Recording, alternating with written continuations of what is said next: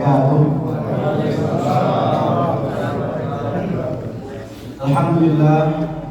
Alhamdulillahirabbil alamin. Alhamdulillahilladzi balaghana Ramadan wa waffaqana lis-siyam wal qiyam wa ja'ala hadha ash-shahr mawsiman lil khairat wa maidanan lit ta'at. Ahmaduhu subhanahu wa ashkuruh wa ashhadu an la ilaha illallah wahdahu la syarika lah. Ja'ala as-siyam junnah wa ja'ala al-Qur'an nuran wa hudan lin-nas. Wa ashhadu anna sayyidana Muhammadan 'abduhu wa rasuluhu khairu man shoma wa qama sallallahu alaihi wa ala alihi wa sahbihi wa man da'a bi da'watihi ila yaumiddin.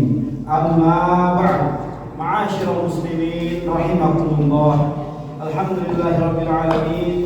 Puja puji syukur kembali kita haturkan kehadiran Allah Subhanahu wa taala atas nikmat tak terhingga diberikannya kepada kita iman dan Islam, serta kesempatan serta momentum yang sangat mahal diberikan kepada kita waktu bersua kembali dengan bulan suci Ramadan. Salawat serta salam tetap marilah kita kirimkan kepada junjungan kita Nabi Muhammad SAW yang telah menyelamatkan kita dari kedahiliaan, membawa kita keluar dari kebodohan, mengantarkan kita kepada peradaban maju, peradaban yang kita rasakan pada hari ini yang senantiasa dihiasi dengan ilmu Islam dan juga syariat Islam.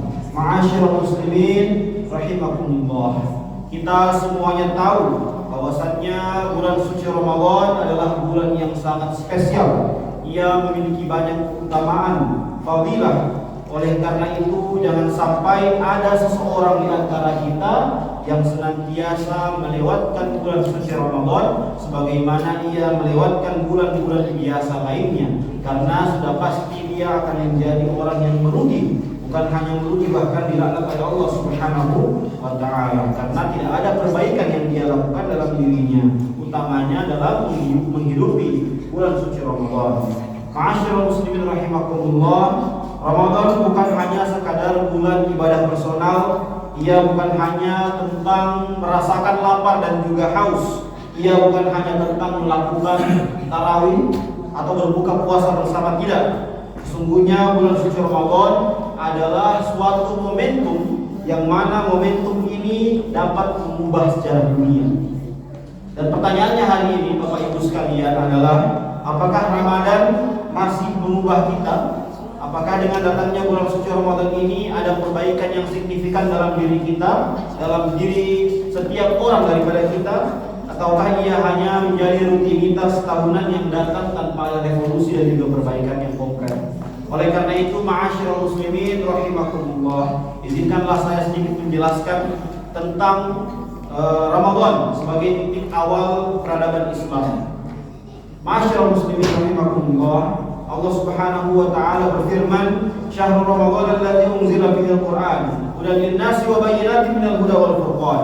Bulan suci Ramadan adalah bulan yang di dalamnya diturunkan Al-Qur'an sebagai petunjuk bagi manusia dan penjelasan bagi petunjuk tersebut serta pembeda antara yang benar dan juga yang batil. Quran surat Al-Baqarah ayat 185. Oleh karena itu, di bulan inilah wahyu pertama turun kepada Nabi Muhammad SAW, yang mana wahyu tersebut adalah seruan untuk membangkitkan peradaban. Kalau misalnya kita kaji secara jauh, dia adalah seruan untuk berliterasi, seruan untuk mencari ilmu. Iqra bismi rabbikal ladzi khalaq, khalaqal insana min 'alaq, iqra wa rabbukal akram, allazi 'allama bil qalam, 'allamal insana ma lam ya'lam. Dari buah hira inilah ketika Nabi Muhammad SAW mendapatkan wahyu, lahirlah cahaya peradaban.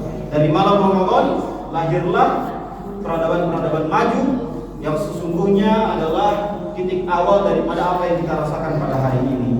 Oleh karena itu, ma'asyiral muslimin rahimakumullah, ada satu titik yang perlu kita tekankan, bahwasannya peradaban maju, peradaban Islam yang sudah eksis beribu-ribu tahun ini, pada dasarnya ia tidak lahir dari kekayaan, ia tidak lahir dari kekuasaan, ia tidak lahir dari kekuatan militer, tapi ia lahir dengan dihidupkannya Al-Quran dalam diri setiap insan manusia. Oleh karena itu, ma'asyiral muslimin rahimakumullah, dengan konkret juga Allah katakan, kuntum khairu ummatin ukhrijat linnas. Kalian adalah umat terbaik yang dilahirkan untuk manusia. Oleh karena itu kebangkitan umat selalu dimulai dari wahyu, selalu dimulai dari pendalaman kepada Al-Quran. Jika kita ingin peradaban hidup kembali, maka Al-Quran harus senantiasa hadir dalam hidup kita, harus senantiasa hidup di rumah kita, harus senantiasa kita pegang teguh dalam hati kita. Kemudian, ma'asyiral muslimin rahimakumullah, perlu juga kita pahami bahwasannya bulan suci Ramadan ini sesungguhnya adalah pabriknya orang bertakwa. Bulan di mana seharusnya semua orang itu menjadi orang yang bertakwa, karena inilah output pada dasarnya adanya puasa. Ya ayyuhalladzina amanu kutiba alaikumusiyam kama kutiba alal ladzina min qablikum la'allakum tattaqun. Diwajibkan atas kalian untuk berpuasa dan orang-orang sebelum kalian agar kalian bertakwa.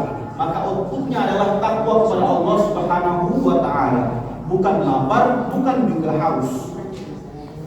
Kalau hanya sekadar lapar dan juga haus, Allah tidak butuh lapar dan juga haus kita. Yang Allah butuh itu adalah bagaimana dengan puasa ini justru ada perbaikan-perbaikan signifikan secara spiritual, keseharian, muamalah dan sebagainya pada diri kita sebagai seorang manusia, yang mana nanti ujungnya adalah ketakwaan kepada Allah Subhanahu wa taala. Maka seharusnya puasa itu sebagaimana yang disabdakan oleh Nabi Muhammad SAW harusnya menjadi perisai, pelindung, asyamu junnah. Perisai dari apa? Perisai dari syahwat-syahwat kita, perisai dari keburukan-keburukan lisan kita, keburukan perbuatan kita, hati kita dan sebagainya. Harusnya dia melindungi kita dari perbuatan-perbuatan buruk. Lantas kalau ada orang yang mengaku berpuasa, lantas dia masih lakukan perbuatan buruk, puasanya tidak melindunginya dari berkata buruk, berkata dusta, puasanya tidak melindunginya dari riya, dengki dan juga hasad, maka sesungguhnya puasanya dapat dipertanyakan kebaikannya dan juga kesahannya. Oleh karena itu, ma'asyiral muslimin rahimakumullah, marilah senantiasa kita pilih kembali bagaimana puasa kita ini selama ini kita jalankan. Apakah senantiasa kita isi dengan kebaikan-kebaikan yang nanti bermuara kepada ketakwaan kepada Allah Subhanahu wa taala. Lantas, ma'asyiral muslimin rahimakumullah, Rasulullah SAW juga bersabda, "Man lam yada' qaulal dzur wal 'amal bihi, falaisa lillahi hajatun fi ay yada' ta'amahu wa syarabahu." Siapa yang tidak meninggalkan perkataan dusta dan perbuatan buruk, maka Allah tidak butuh ia meninggalkan makan dan minumnya. Jadi la yanfa'uhu syarabuhu wa ta'amuhu. Jadi tidak ada gunanya dia menahan hausnya, menahan laparnya. Tidak ada manfaatnya. Kenapa? Karena tidak ada outputnya, ketakwaan kepada Allah Subhanahu wa taala. Kemudian, ma'asyiral muslimin rahimakumullah, perlu juga kita sadari terakhir bahwasannya bulan suci Ramadan ini seharusnya menjadi bulan kemenangan bagi setiap orang, setiap individu daripada kita. Ini sendiri juga dicontohkan langsung oleh Allah Subhanahu wa taala di sirah dan juga sejarah-sejarah sepanjang umat Islam ini ada. Sebagaimana yang kita tahu bahwasannya perang Badar terjadi di bulan suci Ramadan. Jadi perang Badar itu adalah perang yang terjadi di bulan suci Ramadan dalam keadaan berpuasa, dalam keadaan haus dan juga lapar. Kaum muslimin berperang melawan kafir Quraisy, yang mana kita tahu ketika itu fakta sejarahnya, kaum muslimin hanya berjumlah 300 orang lebih melawan berkali-kali lipat kaum kafir Quraisy ribuan ketika itu.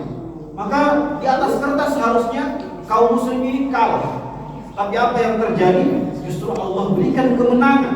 Allah Subhanahu wa taala berfirman, "Wa laqad nasarakumullahu bi Badrin wa antum azillah." Yang artinya sungguh Allah telah menolong kalian dalam perang Badar sementara kalian dalam kondisi lemah. Jadi secara jumlah kalah, tapi secara iman kaum muslimin ini menang.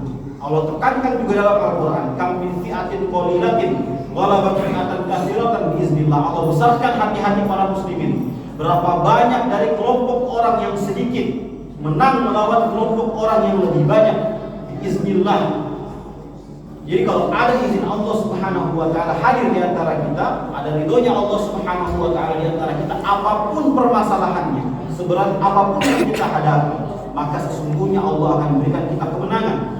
Itu adalah contoh konkret dari sejarah. Banyak yang lain. Fathu Makkah terjadi juga di bulan suci Ramadan ketika itu.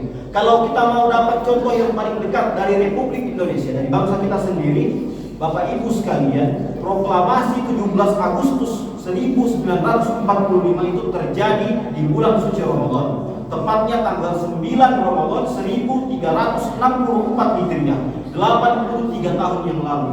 Oleh karena itu seharusnya beberapa hari yang lalu di 9 Ramadan kita merayakan kemenangan Republik Indonesia. Seperti itu. Jadi ada banyak kemenangan-kemenangan yang dicontohkan oleh Allah Subhanahu wa taala sebagai bukti bahwasannya bulan suci Ramadan ini adalah bulannya kemenangan. Ini adalah pesan yang jelas. Ramadan bukan bulan kelemahan, bukan karena kita berpuasa lapar dan juga haus kita lemah, tidak. Justru sesungguhnya itu menjadi peluru, menjadi modal yang sangat besar bagi kita semuanya untuk memenangkan peperangan-peperangan yang lebih besar lainnya. Ini adalah bulan kekuatan ruhiyah.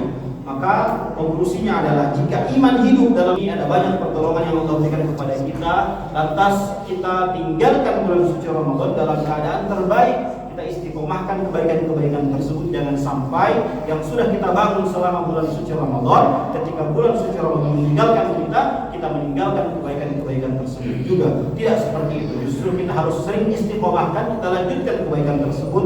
Mudah-mudahan Allah kumpulkan kita bersama hamba-hambanya yang Ia ridhoi. Allah kumpulkan kita semuanya ke dalam surganya. Amin ya rabbal alamin. Aqulu qawli hadza fastaghfirullaha li wa lakum wa lisairil muslimina min kulli dhanb fastaghfiruhu innahu